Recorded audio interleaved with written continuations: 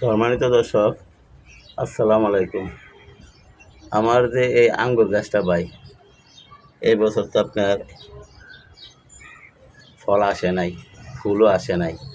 আপনারা দেখছেন দেখেন, এই যে অসময় যে লাস্ট সময় দেয় যে আমি পাতা কাটতে দেয় যে একটা ছড়া আঙ্গুর দিয়েছিলাম আপনাদেরকে, যারা আমার ভিডিও কন্টিনিউ দেখেন আপনারা বলতে পারবেন। দেখেন এই আঙ্গুরগুলো কিন্তু বড় হয় নাই, কারণ প্রচণ্ড তাপ। এই তাপের কারণে এবং এখন আবার এই যে থেমে থেমে বৃষ্টি হইতেছে, তো এই সিজনে আঙ্গুরগুলো বড় হয় না। আমি যদি একটু গাছটারে দেখি,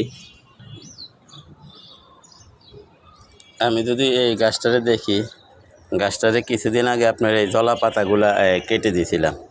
তারপরও আবার প্রায় 15 দিন একটানা প্রচুর তাপ পড়ছে। প্রচুর তাপ পড়ার কারণে